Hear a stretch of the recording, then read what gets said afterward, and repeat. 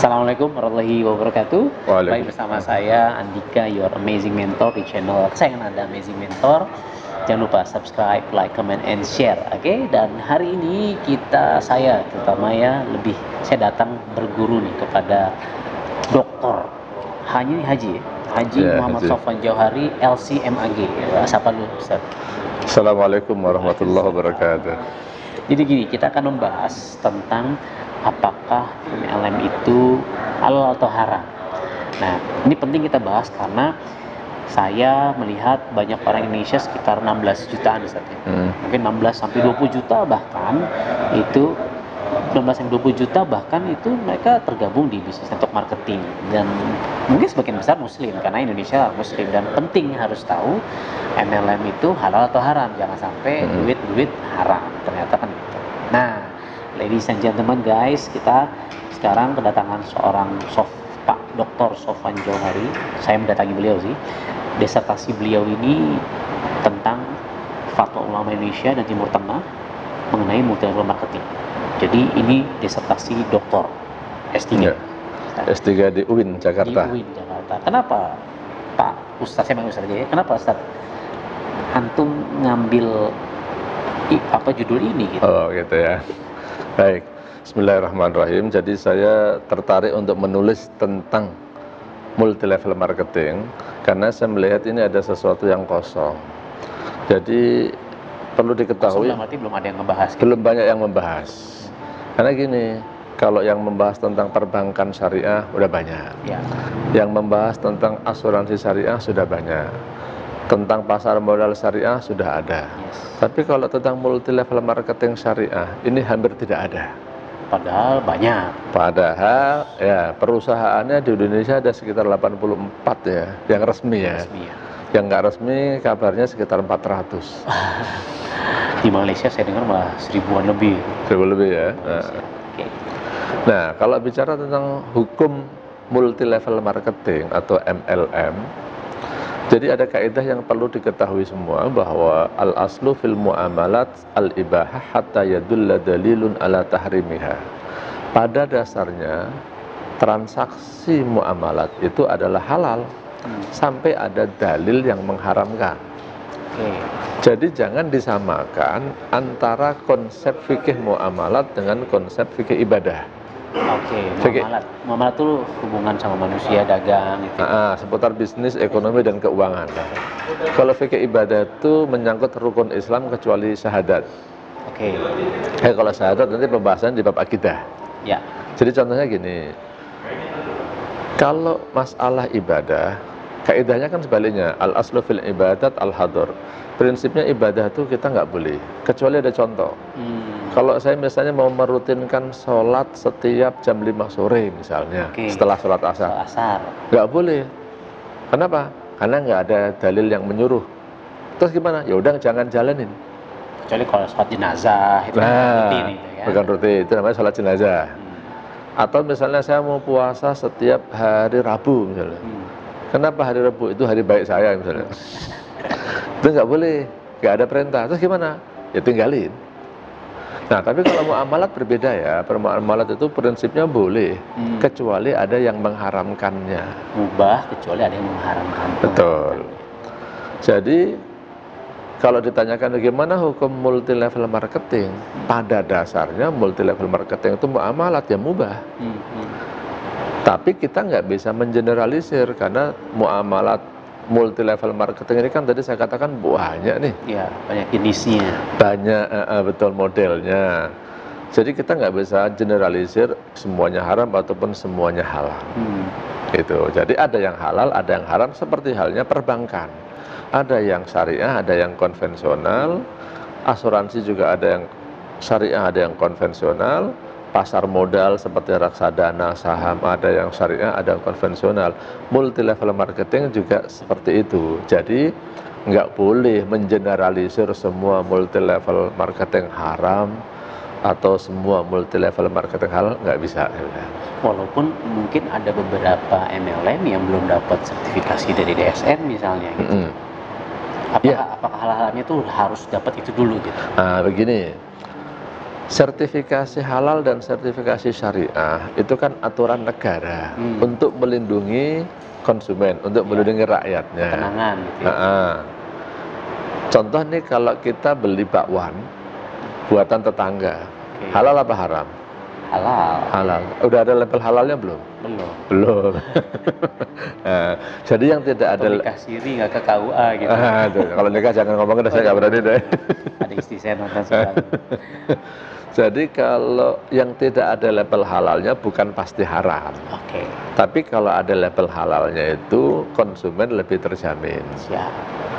Nah, begitu pula dengan yang sudah ada label syariahnya atau belum. Tidak berarti pasti yang tidak ada label syariahnya haram. Tetapi yang ada label syariahnya itu lebih terjamin. Negara dalam hal ini berani menjamin. Kalau seandainya ada salah-salah, negara berhak menegur. Tapi kalau multi levelnya ini dia tidak menyatakan syariah, ya negara Indonesia kan bukan negara Islam. Jadi kalau orang yang mau menjalankan konsep bisnis multi level marketing konvensional, boleh-boleh aja. Jadi kalau dia tidak sesuai dengan syariah, ya memang dia tidak mengatakan syariah, ya boleh-boleh aja, nggak bisa dipaksa gitu. Jadi intinya sih saya katakan, tidak semua yang belum berlabel itu pasti haram. Jadi untuk mengatakan halal haram, ya kita harus teliti dulu, dikaji dulu gitu. Nah, kebanyakan kan ya tadi ada ya beberapa kalangan lah ya, ustadz atau kalangan yang memang guys pokoknya MLM haram, mengeneralisasi gitu. Itu kenapa sih kok begitu gitu?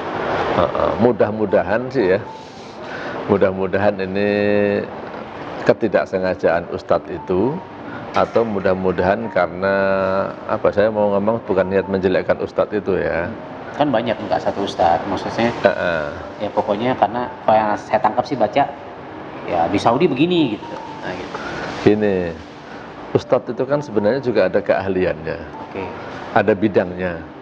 Masyarakat ini suka maunya palu gada. Yang namanya ustadz tuh maunya suruh bicara apa aja bisa. Saya lihat kesalahan masyarakat ini, ustadz ini misalnya spesialisasinya, keahliannya, kuliahnya bukan bidang bisnis, ditanyain tentang bisnis. Ini mestinya ya janganlah. Kayak saya kalau disuruh ceramah yang bukan bidang saya, suruh ngajar, saya nggak mau. Saya kalau mau ngajar tuh, kalau di kampus ya maunya ngajar, ya ngajar seputar fikih aja, karena keahlian saya fikih. Nah, saya lihat banyak ini ustadz yang bidang keahliannya bukan masalah fikih. Dia kalau ceramah, dakwah boleh lah. Tapi kalau udah bicara hukum, harusnya ya menyadarilah, koreksi saya ini ahli nggak dalam bidang ini. Kalau nggak, ya jangan. Sebab ada yang punya bahasa lain. Dulu ada mantan rektor UIN itu menyebutnya ini pelacuran intelektual. Wih, gimana tuh Ustaz? Menarik, bahas pelacuran. Pelacuran intelektual itu orang yang ngomong bukan pada bidangnya, sehingga ya salah. Mungkin kalau Pak Andika ini kan dokter ya. Nah, bukan bidang saya juga itu. Oh gitu ya. jangan sampai terjadi malpraktek. Nah, itu jadi praktek-praktek yang nggak resmi itu mungkin itu. Ya.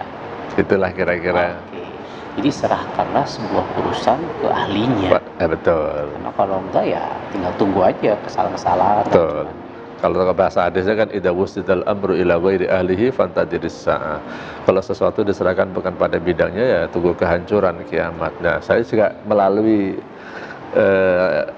rekaman ini saya berharap para ustadz yang tidak ngerti tentang bisnis syariah, ya janganlah ngomong tentang bisnis syariah, ngomong tentang lain aja sesuai keahliannya, supaya tidak membingungkan masyarakat. Tetapi saya berharap, saya doakan mudah-mudahan kesalahan ustadz berbicara, ya namanya manusia memang tidak ada yang sempurna, mungkin salah berpendapat, ya mudah-mudahan itu diampuni oleh Allah lah. Tapi untuk berikutnya sih saya mengsarankan jangan berbicara yang tidak kita ketahui. Gitu. Nah, jadi sedikit tadi kan Ustadz bilang bahwa ya muamalah itu adalah mubah, boleh.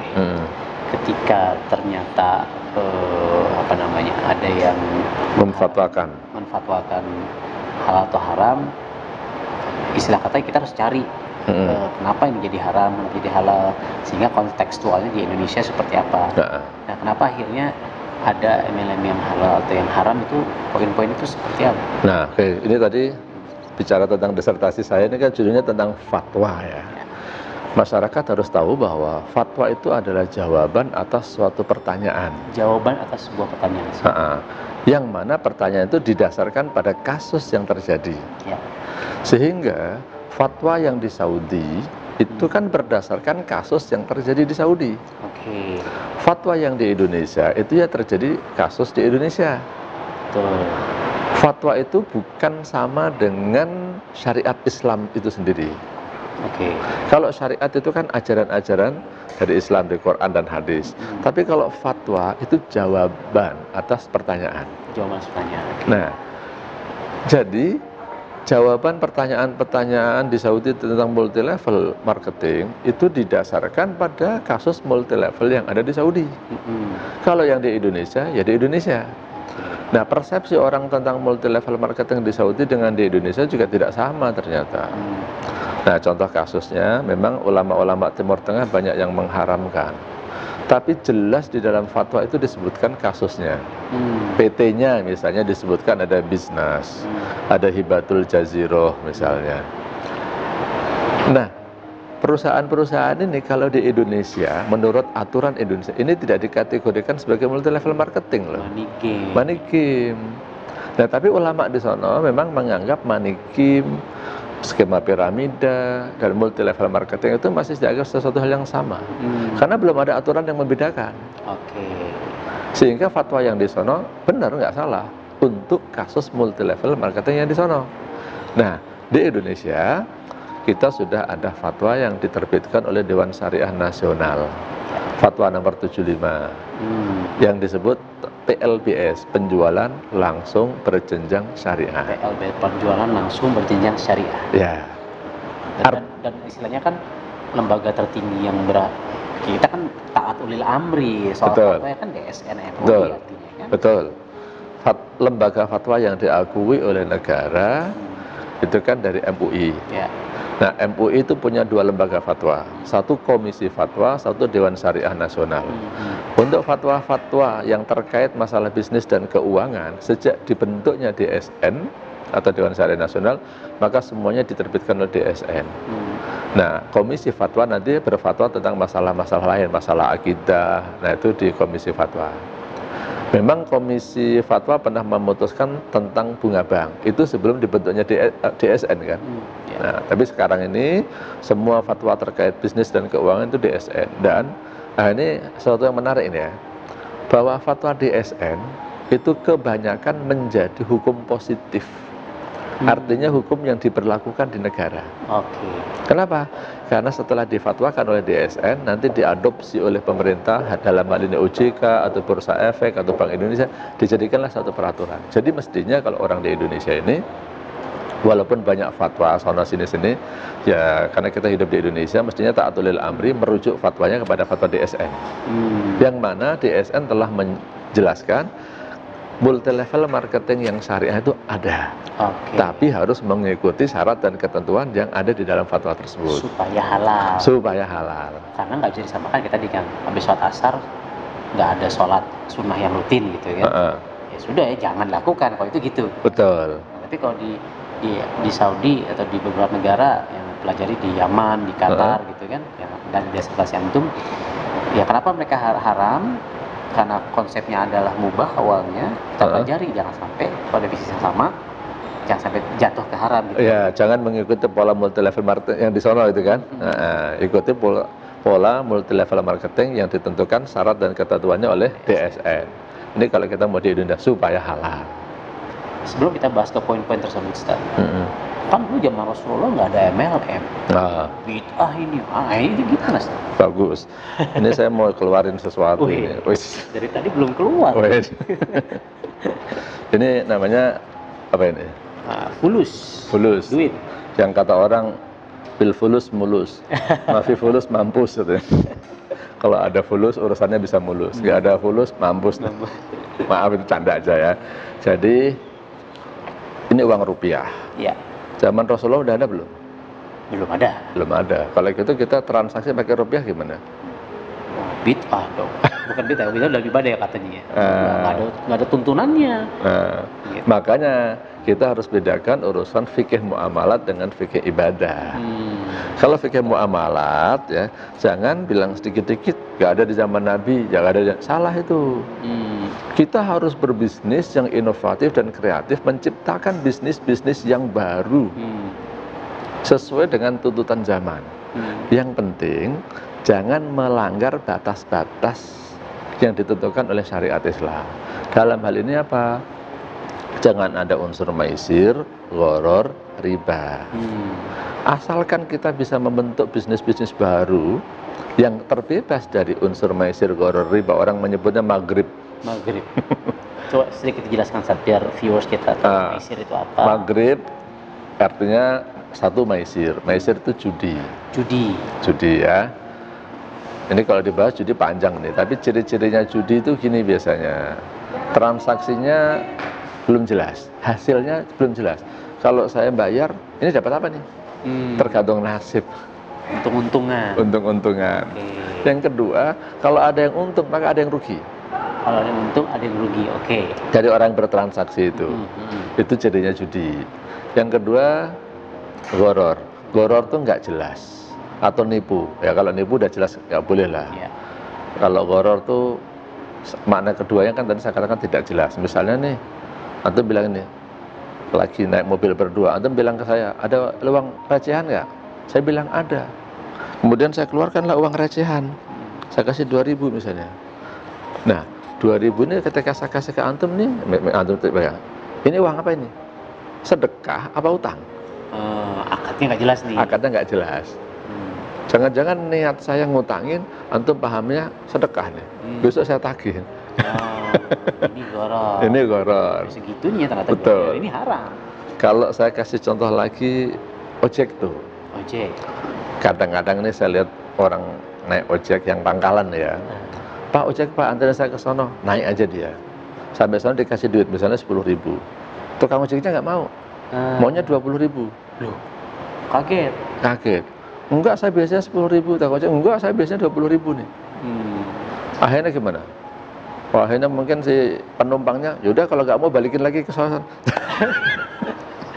Rugi 2 kali ya.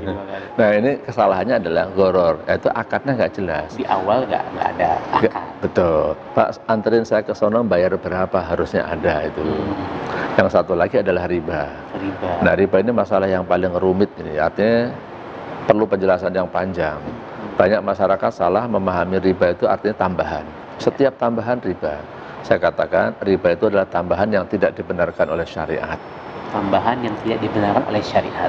Nah, kalau yang dibenarkan nggak masalah. Nah, yang dibenarkan, yang tidak dibenarkan gimana?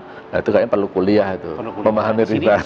Kita bahas juga. Nah, ada di sini riba ada itu. Saya promosiin buku ini ya, syiar kita. Nah, jadi tidak semua MLM itu haram. Betul. Kita lihat case by case. Dan kita tidak bisa mengeneralisir antara case di Saudi katakan dengan Indonesia. Betul. Dan hukum awalnya adalah mubah sampai ada yang mengharamkannya. Betul? Sampai ada bukti-bukti atau hal yang menyebabkan dia haram. Betul. Artinya kita sebagai manusia beriman, manusia berakal, kita harus bermain, bermuamalah, berbisnis. Jangan sampai kita ya melanggar batasan. Betul. Gitu kan artinya. Sekarang MUI, EDSN ini sudah punya batasan-batasan tersebut. Apa aja itu Ustaz? Supaya MLM ini halal. Oke. Batasan-batasannya secara detail mungkin ada di sini ya. Ada 12 persyaratan. 12 persyaratan. Saya mungkin nggak bisa bahas semuanya, tapi sebagian. Contohnya gini, yang namanya multi level marketing itu harus ada produknya. Harus ada produknya. Kalau nggak ada produk ya, ini mau apa nih kalau nggak ada produk nih? Betul. Yang kedua, itu malah ke money game tadi. Money game nanti. Yang kedua, produk yang dijual itu harus produk yang halal. Nah, kemudian misalnya lagi tidak boleh ada praktek money game. Tidak boleh ada praktek money game. Cuma dari lubang tutup lubang tanpa ada produk gitu ya. Betul. Tidak boleh ada excessive markup. Excessive markup. Jadi menaikkan harga yang berlebihan. Jadi ini dalamnya ada, ini aturan buat perusahaan nih. Perusahaan ketika menjual barang itu harus dijual dengan harga yang wajar. Nah, kesalahan masyarakat memahami excessive markup adalah dia membandingkan satu produk tapi dengan produk lain yang tidak selevelnya. Apple to Apple. Nah, nggak apple to apple. Ini mahal nih dibandingkan ini. Nah, kualitasnya nggak sama, ya itu jangan. Ya. Jadi cari barang yang sejenis lah. Kemudian tidak melakukan praktek money game. Money game itu sebenarnya adalah bahasa lain daripada maisir, judi. Maisir, judi tadi ya. Tidak yang join duluan paling untung ya itu. Betul. Yang di depan pasti untung itu ciri-ciri money game itu. Kemudian satu lagi yang diantaranya adalah tidak boleh melakukan igro. Igro apa nih, Ustaz? Igro itu kalau bahasa sederhananya tidak boleh melakukan rayuan gombal. Rayuan gombal. Ya. Jadi orang tuh ngerayu masuk multi level dengan tujuan-tujuan yang duniawi, yang membuat orang itu jadi hubud dunia. Nah itu nggak boleh, cinta dunia itu. Jadi ya arahkanlah orang itu berbisnis supaya dia mendapat rezeki yang halal, dia bisa memenuhi kewajibannya, dia bisa beribadah dengan rezeki yang halal yang didapatkannya itu. Itu diantara syarat-syaratnya. Tapi nanti boleh kalau mau detailnya dibaca di fatwa nomor 75. Fatwa DSN ya, fatwa nomor 75. Nah tadi bicara udah belum tadi? Udah. Nah sebagian aja nggak semuanya ya. Nanti kita bahas yang sering dibahas di lapangan sebenarnya apa. Nah tadi sebelum kita bahas yang seru-serunya igro tadi. Nah kan ada perusahaan-perusahaan MLM yang mungkin ya mobil mewah, kapal lah, dapat pesawat lah apa. Itu gimana itu kok gitu-gitu? Nah ini dikhawatirkan masuk ke dalam bab igro memang. Makanya kita berharap pada para pelaku MLM ya sekarang dirubahlah dalam membujuk orang, dalam memotivasi, dalam memberikan training-training, arahnya jangan kepada hubud dunia, cinta dunia. Sekali lagi ya konsepnya kalau orang muslim kan wa ma khalaqtul jinna wal insa illa liya'budun. Jadi semuanya kita lakukan karena ibadah.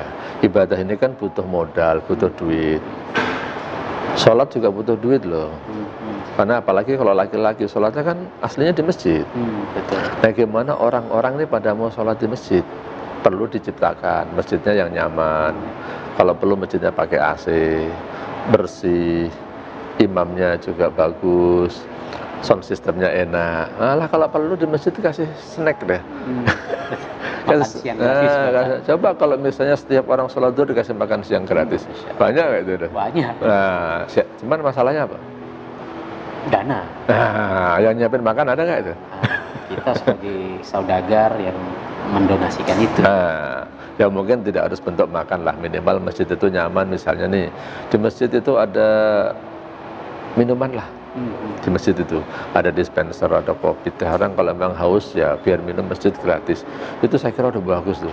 Itu akan mendorong orang mau datang dan merasa nyaman di masjid itu. Bagi orang-orang tertentu, ya kita jangan generalisir dengan tingkat keimanan kita ya harus ikhlas dong. Ikhlas itu pelajaran nomor 2 kalau saya bilang. Nomor 1 orang gimana mau ke masjid dulu. Oh, isi. Ya kan? Rasulullah mengajarkan kalau kamu punya anak umur 7 tahun, ajarin dia sholat, suruh sholat. 10 tahun nggak mau sholat boleh dipukul. Nanti anak bisa protes nih. Daripada saya sholat gak ikhlas, mendingan gak sholat. Kalau gitu gimana? Malah jadi salah gitu. Nah, salah kan? Maka kalau saya bilang, yang penting anak sholat dulu, ikhlas nanti. Jadi bagaimana masyarakat itu mau ke masjid dulu. Urusan ikhlas nanti kalau udah di masjid baru dididik menjadi ikhlas. Itu tahapannya. Artinya kalau tadi kita bicara, kalaupun ada perusahaan-perusahaan MLM yang memang menawarkan hadiah-hadiah yang fantastis, ya dicek dulu itu benar nggak, dapat dari mana. Karena nggak boleh tadi yang kalau dari kualitas produknya dikurangin itu jadi. Oh iya betul, itu ada bab namanya maisir Kan? Judi ya. Bahwa hadiah yang diberikan oleh perusahaan itu bisa menjadi maisir, bisa tidak.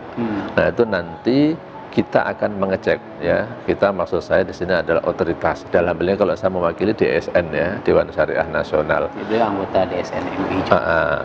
Jadi saya ini memang anggota DSN yang ditugaskan untuk mendampingi perusahaan-perusahaan menjadi pengawas.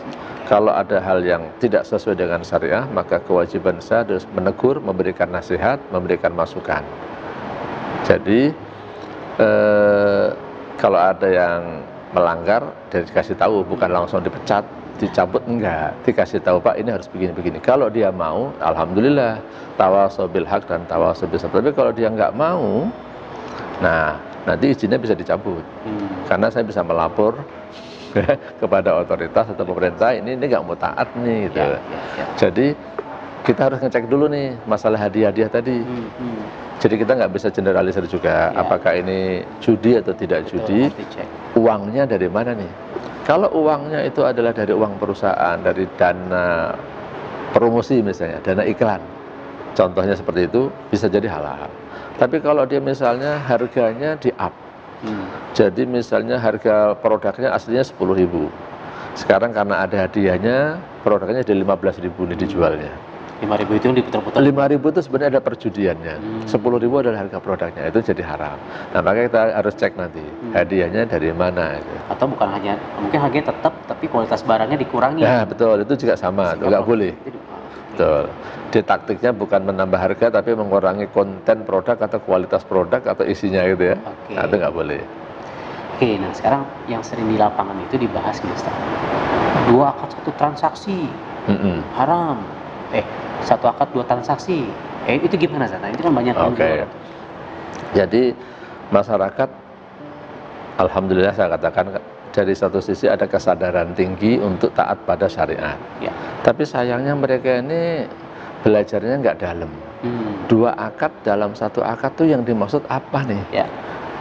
Suka pada menafsirkan masing-masing. Nah, saya mau kasih contoh.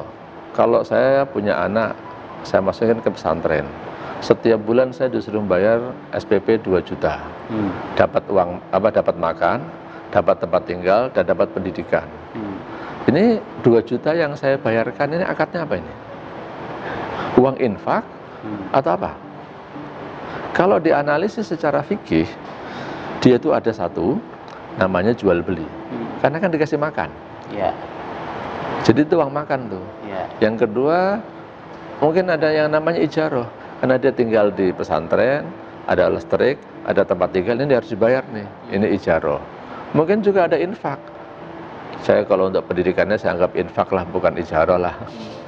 Karena kalau pendidikan agama khususnya kalau dianggap ijarah kayak kurang etis. Jual beli agama. Iya, kayak jual beli agama atau jual pendidikan agama. Saya menganggap di sini minimal ada 3 nih. Contohnya tadi, satu adalah ada jual beli, ada ijarah. Ijarah itu apa, Zat? Ijarah itu jasa. Jasa penggunaan listrik, jasa penggunaan kamar. Ada infak. Apakah ini kita sebut multi transaksi? Multi akad itu ya. Belum lagi uang bangunan itu masuknya. Apalagi orang masuk uang bangunan juga. Nanti ada uang wakaf, ada uang seragam. Seragam jual beli. Kalau bangunan kita kan nggak beli bangunan ya kan? Nah, jadi apa itu? Nah, jadi ini bukan termasuk 2 akad dalam 1 akad. Ini kalau dalam fikih namanya al-uqudul murakkabah. Akad yang murakkab itu kalau diterjemahkan itu kuadrat ya. Tersusun maksudnya. Ada akad ini dengan akad ini.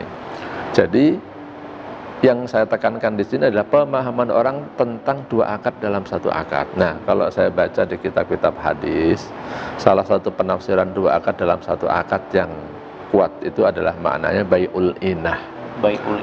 Bai'ul inah itu jual beli fiktif. Jual beli fiktif, misalnya saya pengen utang ke Pak Andika. Kalau utang dalam Islam itu kalau utang 1 juta ya bayar 1 juta. Maka akhirnya Pak Andika nggak mau ngutangin saya. Akhirnya apa? Pura-puranya gini. Nah, itu ada handphone kan. Ini Pak Andika jual ke saya nih. Dijual lah 2 juta. 2 juta. Lalu saya butuh duit malah suruh beli handphone, kan nggak punya duit ya. Oh, gini caranya. Ini antum yang butuh duit ke saya kan? Iya, saya mau utang nih. Saya mau utang Pak Andika nih. 1 juta, malah disuruh beli. Ya nggak punya duit. Nah, strateginya gini, dijual lah ke saya 2 juta. Tapi saya bayar setahun lagi ya Pak. Nah, saya jual lagi nih ke Pak Andika. Ini saya jual 1 juta ke Pak Andika. Balik ke saya nih. Balik ke Pak Andika lagi. Tapi Pak Andika harus bayar 1 juta. Nah, jadi akhirnya apa? Handphone ini dilakukan transaksi 2 kali, tapi hakikatnya kan cuma 1. Saya tuh mau ngutang sebenarnya. Dengan cara seperti tadi, akhirnya saya punya utang 2 juta. Kan saya beli 2 juta, bayarnya setahun lagi. Tapi sekarang saya dapat duit 1 juta dari Pak Andika. Terus tapi juga bayar 2 juta, nggak dapat handphonenya juga kan? Nggak dapat. Nah sebenarnya itu adalah saya utang 1 juta, bayar 2 juta. Tapi pura-puranya lewat jual beli. Oh, ini kamuflase aja. Kamuflase, jual beli fiktif. Dalam hadis disebut bai'ul inah. Ini satu akad 2 transaksi kalau Ya, itu yang dilarang. Jadi ya ini satu akad 2 transaksi gitu Ustaz ya. Karena hakikatnya hanya Akad jual beli sebenarnya. iya, Hakikatnya akad akad utang piutang sebenarnya. utang, Utang gitu piutang. kan. Tapi nggak dapat handphonenya, tapi antum bayar 2 juta ke saya gitu. Iya. Nah kesalahan orang tadi saya tekankan lagi. Makanya kalau mau menafsirkan 2 akad dalam 1 akad itu, tolong dicek syarah penjelasan dari para ulama. Kalau itu hadis Bukhari, saya ajarin bukalah kitab Fathul Bari. Kalau itu hadis Sahih Muslim, buka syarah Sahih Muslim yang dijelaskan oleh Imam Nawawi. Contohnya gitu, jangan hanya baca hadis, baca terjemahannya, langsung tafsirin sendiri, nyalahin. Kalau nggak ngerti, ya tanya ke ustadznya. Ustadznya kalau baca hadis, tolong para ustadz itu jangan suka menafsirkan sendiri. Kadang-kadang mereka bahasa Arab juga nggak ngerti, gitu kan? Nafsirin sendiri, nah itu yang kesalahan-kesalahan. Oke, jadi sudah clear lah ya soal MLM itu bukan satu akad 2 transaksi gitu kan, aman soal ini. Insya Allah aman. Secara umum saya katakan umum, haram. Ya, tergantung case by case. Iya, case by case ya. Terus yang kedua berjenjang nih Ustaz. Komisi itu kan saya nggak kan ada penjualan di luar, saya dapat di bawah saya terus saya tetap dapat gitu. Ya. Itu gimana dapat? Ya, ini satu hal yang dikenal dengan istilah passive income. Di dalam Fatwa 75 yang diterbitkan oleh DSN itu memang salah satu syarat yang ditentukan untuk PLBS, penjualan langsung berjenjang syariah, nama lain dari MLM syariah, itu tidak boleh ada passive income. Tapi saya menjelaskan, kalau ini boleh dikatakan kritik terhadap DSN, sebenarnya gini, di situ nggak ada penjelasan passive income itu kayak gimana. Nah, tapi saya jelaskan, passive income itu multi tafsir ya. Yang disebut pasif itu yang gimana nih? Oke. Itu kan bisa ditafsirkan masing-masing nih. Kalau saya cuma memantau dari satu sistem saya, ini pasif atau enggak ini? Saya cuma ngasih ceramah doang, kemudian dapat duit, itu termasuk pasif enggak? Maksud saya bukan ceramah agama ya. Jadi ketika seseorang itu sudah pandai berbisnis, dia kadang-kadang ceramah sekali doang, memberikan motivasi bisnis, kiat-kiat dalam berbisnis, cuma ada sekali doang dapat 100 juta. Saya yang jadi dosen, wah yang untuk 100 juta itu ngumpulin berapa? Itu ada yang menganggap sebagai passive income. Jadi memang passive income nggak boleh, tapi sebenarnya passive income tidak diperbolehkan itu satu dzari'ah, tindakan preventif. Sebenarnya kalau saya pribadi mengatakan passive income tidak semuanya haram loh. Ya contoh apartemen nih. Nah ini apartemen nih. Kalau saya bangun apartemen misalnya, kemudian dengan pinternya saya misalnya, saya sudah kelola, saya menjadi kondotel, itunya dibuat orang nginep lah. Ya wah, ada GM-nya, ada semua marketingnya, itu kan kita nggak ngapa-ngapain, orang datang kan sewa ya. Tinggal terima untungnya aja. Untung gitu. Itu termasuk passive income nggak? Ya, kalau dalam bahasa saya iya gitu ya. Nah, bahkan ada nih, mohon maaf nih kalau misalnya ada ya yang punya sekolahan, yang punya sekolahan, kadang-kadang kepala sekolahnya udah nggak pernah datang, tapi dia masih dapat gaji, masih dapat keuntungan. Passive income nggak itu? Passive income. Royalti buku deh. Nah, royalti buku. Nulis buku kan gitu. Royalti. Nulis bukunya sekali dapat duit terus gitu. Terus. Ini passive income bukan nih. Nah, jadi yang tadi saya katakan multi tafsir, dan kalau saya katakan aslinya sebenarnya passive income itu tidak haram. Tapi kenapa sih passive income itu dilarang oleh Dewan Syariah Nasional? Yang tadi ya disebut kritik atau studi kritis lah ya, maksudnya saya menganalisa secara kritis di dalam fatwa DSN itu, di situ nggak ada penjelasannya. Nah, masyarakat perlu penjelasan ini. Nah, saya jelaskan tentang passive income ini dilarang oleh Dewan Syariah Nasional, sebenarnya ada untuk tindakan preventif untuk menjaga-jaga supaya tidak masuk ke dalam ranah yang disebut dengan money game. Karena biasanya money game itu mengandalkan passive income. Nah, kalau multi level yang benar itu biasanya mengandalkan dari prestasi pekerjaan dia. Ada yang prestasi penjualan, ada yang prestasi, merekrut dan membina orang yang direkrut. Pembinaan juga itu bagian dari kerja. Kerja. Nah ini yang kadang-kadang terlepas dari pengamatan orang. Ini kalau membina itu dianggap seakan-akan bukan passive income. Nah mungkin Pak Andika misalnya tidak menjual, tapi ngajarin orang untuk menjual. Ya. Kemudian mereka jualan semua. Itu termasuk jerih payah Pak Andika bukan? Oh iya, ini bikin video YouTube gini kan subuh-subuh ya kan, jam 7 kita ini udah meeting syuting ini. Berangkat dari rumah subuh, persiapan dari malam ya. Kan, iya. Itu kan juga jerih payah. Mungkin ini tidak menjual secara langsung, tapi kan ini upaya dalam rangka bisa menjual kan. Nah, ini yang orang menganggap kadang-kadang ini mah bukan kerja katanya. Itu. Padahal kerja keras gitu. Kerja keras. Lu jadi YouTuber gitu. Oh, jadi ya poinnya sebenarnya tadi kan preventif, passive income itu sebenarnya tidak haram. Tapi kenapa keluar fatwa itu? Karena ini preventif supaya tidak jatuh ke money game. Yeah. Karena yang haram itu money game. Yeah. Sehingga tadi sama kayak tadi kan sebenarnya ya, tadi kita punya hotel, punya kos-kosan, itu kan passive income yang betul. Kan. Franchise, ya kan, royalti buku. Nah, tapi harus ada tadi penjualan atau ya apa namanya pembinaan tadi namanya. Sehingga ini buat para leader-leader MLM nih, apapun MLM-nya ya kalau Anda tidur doang gitu. Ya. Nah, itu kena dosa. Passive income tuh. Tapi kalau leadernya meninggal dunia gitu, kan bisa diwariskan memang. Biasanya kan MLM tuh itu gimana? Oke. Itu sama dengan warisan. Ya kalau warisan. Kalau saya punya harta banyak, kemudian saya mati, anak saya tiba-tiba dapat duit. Passive income nggak ya? Ya memang sudah warisan ya kan.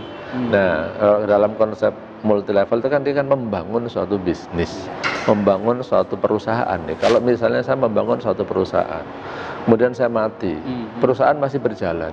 Ya kan memang anak-anak saya ahli warisnya masih dapat juga kan. Iya. Jangan dibilang itu passive income, itulah dalam tanda kutip prestasi saya dalam mendirikan sebuah perusahaan. Yang namanya prestasi itu tidak harus kerja keras, tapi kadang-kadang kerja cerdas. Cakep. Iya. Ya, karena banyak orang yang tidak melihat proses kita membangun apartemen ini, udah jadi, wah enak banget loh, ongkang-ongkang kaki dapat duit gitu. Nah kan, iya, kadang-kadang orang gitu, lihat sudah jadinya, nggak lihat prosesnya kan. Iya, oke. Jadi coba saya simpulkan ya Ustaz. Jadi sebenarnya ya MLM itu bisa halal bisa haram. Betul. Tergantung, ya kan. Tapi karena kita hidup di Indonesia, kita lihat case by case, jangan mengeneralisasi. Karena hukum awalnya mubah tadi Ustaz. Betul. Mubah. Sampai ada yang mengharamkan atau yang memang berbahaya, kita jangan sampai ke sana, cari cara main yang aman seperti apa. Betul. Detailnya di sini 12 poin dari MUI ya, fatwa nomor 75 ya. 75. Terus tadi sudah clear bahwa biasanya yang di luaran sana itu yang paling banyak sih satu akad 2 transaksi itu aman, artinya sebenarnya tidak termasuk ke dalam definisi itu. Terus tadi multi layer juga sebenarnya berjenjang ya. Kalau yang saya tangkap itu aman karena kan itu terserah perusahaan kan sebenarnya. Ya, jerih payah itu sistem kan sebenarnya kan. Sistem. You jual produk ya terserah saya mau bagi komisinya ke perusahaan gitu. Gitu ya. Betul. Kalau namanya ujroh, upah ataupun jual. Ujroh dengan jual itu sama-sama upah ya. Tapi kalau ujroh itu adalah ujroh yang didasarkan pada orientasi pekerjaan atau prosesnya. Tapi kalau jual itu ujroh yang didasarkan atas orientasi hasil. Jadi kalau contohnya begini deh, kayak karyawan tetap. Karyawan tetap itu ujroh itu. Pokoknya kamu datang dari jam 8 sampai jam 5 sore gajinya sekian. Perusahaan rugi tetap dapat gaji kan. Tapi ada konsultan atau freelance yang datang nggak apa-apa. Yang penting nanti kalau ada perlu kamu datang ke sini. Kalau saya tanya jawab. Kalau nggak ada pertanyaan, nggak ada konsultasinya ya. Kadang-kadang dia nggak kerja, gaji tetap kan. Iya. Kadang-kadang ada yang kalau ada konsultasi dibayar, kalau nggak ada nggak dibayar. Nah itu kan sebenarnya tergantung pada kebutuhan orang masing-masing, mau pakai ijarah atau mau pakai jual. Kalau jual itu sih kalau zaman dulu di kitab-kitab fikih, contohnya gini nih, saya punya sapi hilang. Siapa yang bisa menemukan sapi saya nanti akan saya kasih hadiah misalnya 5 juta. Sayembara, betul. Ada orang yang dia capek-capek nyari sapi itu di mana? Keluar duit tuh, keluar duit, sewa mobil, ya kan? Sewa detektif misalnya. Mungkin udah 3 hari sampai 7 hari nggak ketemu sapinya, ya nggak dapat. Tapi ada orang misalnya bangun tidur, tahu-tahu sapinya nongkrong di depan rumah dia, dipeganglah, kasihkan ke yang punya, dapat tuh 5 juta. Padahal usahanya nggak sebesar yang tadi sampai sewa mobil dan seterusnya. Nah, orang pertama nggak dapat apa-apa, udah kerja kan? Udah. Yang kedua kerjanya dikit tapi dapatnya banyak. Nah ini namanya jual nih, akadnya namanya jualah. Nah ini yang orang suka nggak tahu tentang jualah. Makanya nanti saya sarankan buat para pelaku multi level belajar tuh tentang jualah. Bisa jualah, bisa jialah ya. Jadi artinya dalam kitab fikih kadang-kadang disebut dengan jualah atau jialah. Itu di fikih. Oke, jadi ya intinya aman. Insya Allah aman. Nah, Ya. karena yang saya pahami juga, karena kan saya ini sudah konsul lah ke banyak ustadz-ustadz gitu ya. Dan salah satu kenapa saya akhirnya bikin video sama ustadz, maksudnya saya konsul banyak dengan ahli ekonomi syariah. Yang saya senang adalah ustadz memang secara ilmiah meneliti sehingga bisa dipertanggungjawabkan juga secara ilmiah kan. Insya Allah begitu. Bukan hanya ikut-ikutan. Oh kata ustadz ini haram, ini halal gitu. Karena untuk jadi disertasi dokter untuk dikatakan lulus tuh ujiannya 7 kali itu. Waduh, kebayang saya skripsi aja pusing tat gitu. 7 kali ujian itu di hadapan 6 profesor. Ujian terakhir tuh 7 ya. 7 penguji itu. Artinya bukan ngecap, bukan faktor subjektivitas saya, tapi ini saya berdasarkan penelitian, melihat pada fakta, melihat kepada dalil, kemudian saya paparkan. Yang kesimpulannya, yang nggak boleh digeneralisir bahwa multi level itu halal atau haram. Masyarakat perlu tahu nih, sekarang ini kan ada bank syariah, ada bank konvensional, ada asuransi syariah, ada asuransi konvensional. Perlu tahu juga nih, ada multi level marketing syariah, ada multi level marketing yang konvensional. Artinya ada yang syariah, ada yang non syariah. Janganlah menyamakan antara yang syariah dengan yang non syariah. Gitu. Alhamdulillah, ini saya buka pas halaman tentang jualah gitu, ijarah jualah. Oh pas ya. Dan menarik, ini setiap halaman itu udah ada diambil dari mana ya, disertasi ya.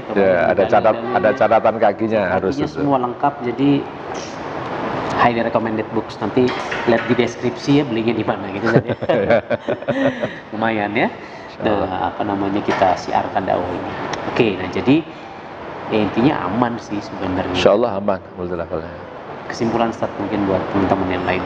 Kesimpulan yang pertama, jangan suka mengeneralisir perkara. Jangan suka mengeneralisir hukum.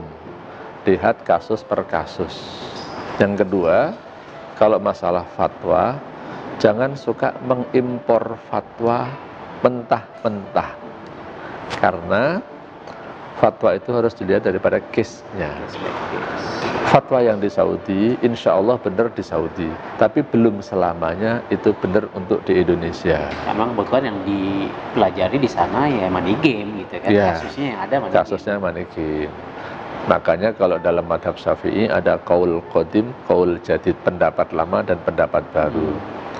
Jadi pendapat lama itu yang difatwakan di mana, pendapat baru yang difatwakan di mana. Jadi jangan disamakan. Karena kasusnya berbeda. Intinya di situ kasus yang berbeda. Jadi penekanan saya, tolong para ustadz untuk mengimpor fatwa, ya, jangan mentah-mentah. Untuk menjadi referensi, fatwa itu menjadi referensi, itu satu hal yang sangat positif.